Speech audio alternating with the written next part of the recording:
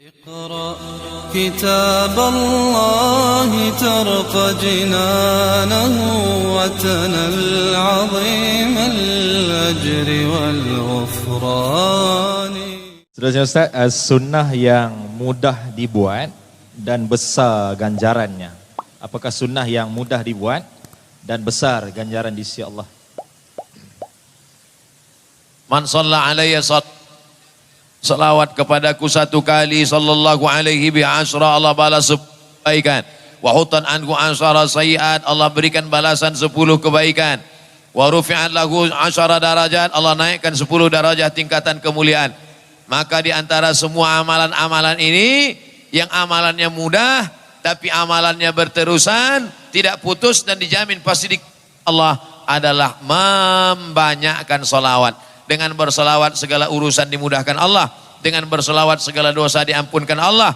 Dengan berselawat segala susah hati dihilangkan Allah. Dengan berselawat dekat kepada Rasulullah. Siapa yang paling dekat dengan Nabi? Aqrabu majlisan. Salawat tidak memerlukan ijazah. Salawat tidak memerlukan tariqah. Salawat tidak memerlukan apa-apa. Begitu kata Sayyid Muhammad bin Alawi bin Abbas al-Hasani al-Maliki. Bila ada orang berselawat, dari mana kamu dapat salawat ini? Langsung dari Allah Subhanahu wa taala. Innallaha wa malaikatahu yusholluna 'alan nabi ya ayyuhalladzina amanu shallu alaihi. Allahumma shalli ala sayyidina Muhammad wa ala ali sayyidina Muhammad. Bagaimana mengamalkannya? Shallu alaihi, banyak-banyak berselawat. Banyak-banyak lafaznya. Dalam Sahih Bukhari, Allahumma shalli ala sayyidina, ada 5 lafaz. Salah satu lafaz yang paling mudah adalah Allahumma shalli ala sayyidina Muhammad wa ala ali sayyidina Muhammad. Oleh sebab itu maka amalan, Aisyah datang bertanya kepada Rasulullah, wahai Rasulullah, apa amal yang paling afdal? Adwamuha wa in qalla, sikit tapi berketerusan. Maka amal ini sikit tak berat, sedekah berat, tahajud berat, banyak selawat. Tapi bukan maknanya selepas berselawat tak lagi bersedekah dan tak tahajud. Tahajud tetap, sedekah tetap, tapi tetap banyakkan amalan harian-harian dengan berselawat. Allahumma shalli ala sayyidina Muhammad, Allahumma shalli ala sayyidina Muhammad wa ala ali sayyidina Muhammad. Wallahu a'lam bishawab. Ustaz, yang terakhir insya-Allah pada malam ini, disebabkan di hadapan ini ramai anak-anak muda, pemuda, mungkin Ustaz boleh ceritakan kesan kejatuhan khilafah Turki Utsmaniyah secara ringkas dan sehingga akhirnya kesan hari ini yang diisytiharkan oleh Presiden Amerika Donald Trump untuk deal of the century di bumi Palestin. Bagaimana untuk kita berperanan di bumi Malaysia ini? Wallahu a'lam.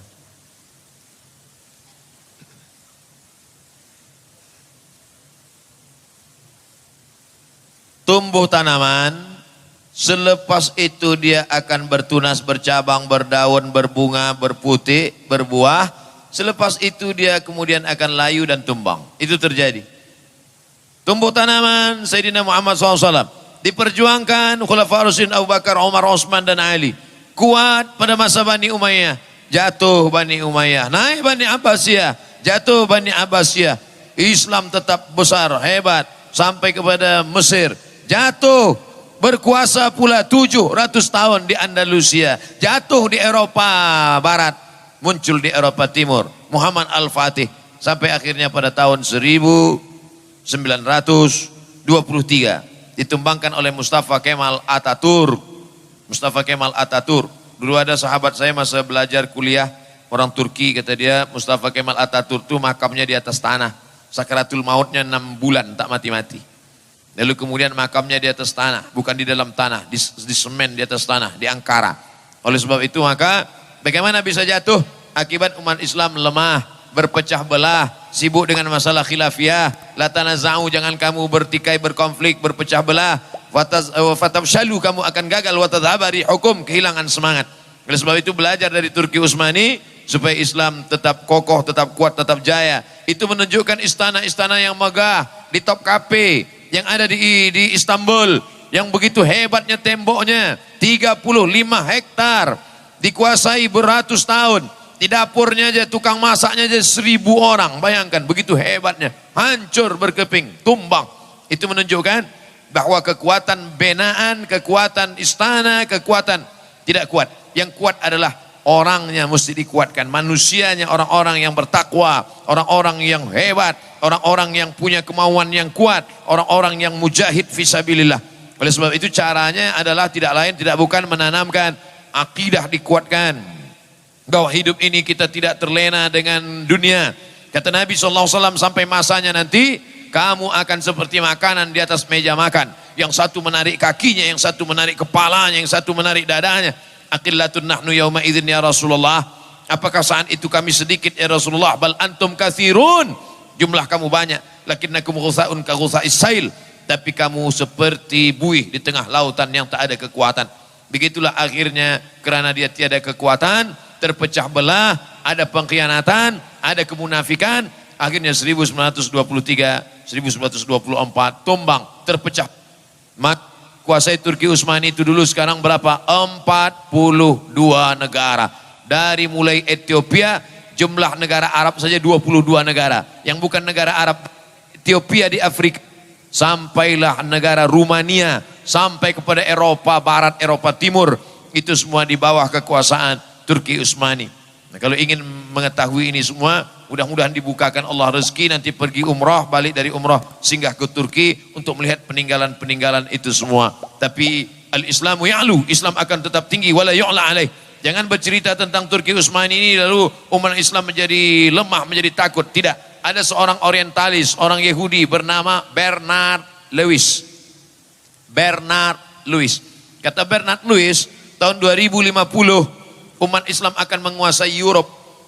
2050 Islam sudah berkuasa di Europe. Itu yang berkata begitu bukan orang Islam. Tak sampai 100 tahun lagi. Dari mana analisa dia? Jerman akan diisi oleh imigran-imigran yang datang berpindah dari Turki. Orang Turki sudah memenuhi Jerman. Spanyol dengan Prancis diisi oleh orang Aljazair, Maroko, Mauritania, Tunisia mengisi. UK diisi oleh muslim-muslim yang datang dari India, Bangladesh, Pakistan. Tempat-tempat strategik diisi oleh orang Islam. Sedangkan mereka punah. Kenapa punah? Sebab mereka tidak mau menikah. LGBT, terkena virus HIV, meninggal dunia. Sedangkan umat Islam pula banyak anaknya. Makan tidur 10. Otaknya cerdas, banyak. Sekarang sudah, Masya Allah, Tabarakallah. Bernard Lewis, Yahudi ketakutan. Islam akan banyak, Islam akan tidak perang. Islam menguasai Europe tidak dengan cara perang. Tapi dengan cara apa? Dengan kekuatan ilmu pengetahuan. Maka Islam yang paling cepat pertumbuhannya amat sangat pesatlah di Europe hari ini. Maka muncullah Islamophobia, ketakutan terhadap Islam. Takut mereka. Maka pancinglah Islam ini teroris, Islam ini fasis, Islam ini akan membunuh, Islam ini akan memancung. Tapi apa kata Allah? Wa makaru wa makarallah. Mereka membuat tipu daya, Allah membalas. Wallahu khairul makirin. Allah itu amat sangat kuat balasannya. Maka begitu Islamophobia ditakut-takutkan, Islam kalau berkuasa akan membunuh, orang makin mencari-cari Islam. Maka berbondong-bondong orang datang ke Maghribi. Mereka datang dari Spain, datang ke Maghribi, bersyahadat ramai-ramai ke masjid-masjid masuk Islam. Khasnya lagi selepas peristiwa 11 September. Ramai-ramai sebab mereka mencari Islam, mereka cari dakwah-dakwah Islam, mereka download buku-buku tentang Islam. Akhirnya mereka wara'aitan nasa idza jaa nasrullah, kalau sudah datang pertolongan dari Allah, wal fath, kemenangan, wara'aitan nasa yadkhuluna fi dinillahi afwaja. Dan saya percaya janji Allah Subhanahu wa taala, innaka la tukhliful mi'ad. Ada satu yang belum. Nabi dulu berjanji 700 tahun lamanya. La tuftahanna al-Qastantiniyatu. Nanti Konstantinopel pasti akan direbut oleh umat Islam. Wala ni'mal amiru amiruha.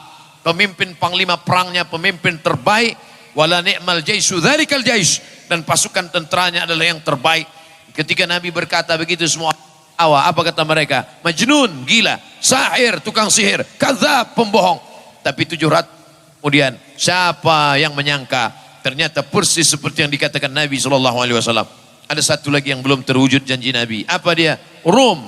Rom itu adalah Europe. Itulah yang dikhawatirkan oleh Samuel Huntington dalam bukunya Clash Civilization.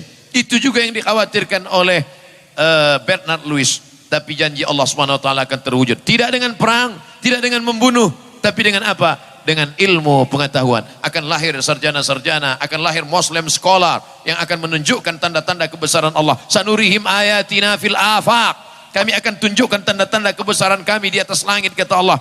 Wa fi anfusihim, bahkan dalam diri mereka, hatta yatabayyana lahum annahul haq, sampai nyata bahwa janji Allah itu akan benar, janji Allah itu akan terwujud. Al-Islamu ya'lu, Islam tinggi, wala yu'la alaih, tidak ada yang melebihi daripada Islam. InsyaAllah Allah akan menolong Islam. Islam ini pasti akan ditolong Allah. Andai kita tidak ditolong Islam, kita tinggalkan Islam ini, Islam pasti ditolong Allah. Yang jadi masalah adalah apakah kita masuk dalam catatan para penolong-penolong Islam. Intan surullah. Fa iz qala Isa bin Maryam lil Hawariyin, ketika Isa berkata kepada Hawariyin, man ansari ilallah, siapa yang menolong aku menegakkan agama Allah? Qala al Hawariyun berkata, nahnu ansarullah, kami yang akan menolong agama Allah. Sekarang saya bertanya, ingatlah ketika Abdul Somad berkata kepada penuntut-penuntut di kuis, siapa yang akan menolong agama Allah? Tak ada.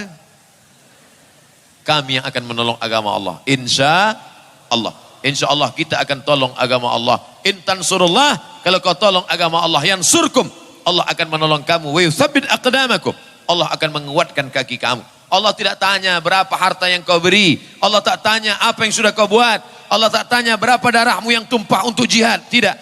Tapi yang ditanya Allah adalah apa yang sudah kau ikhlaskan untuk menolong agama Allah Subhanahu wa taala. Mudah-mudahan nanti kita termasuk yang boleh menjawab pertanyaan ketika berhadapan dengan Allah Subhanahu wa taala. Amin ya rabbal alamin.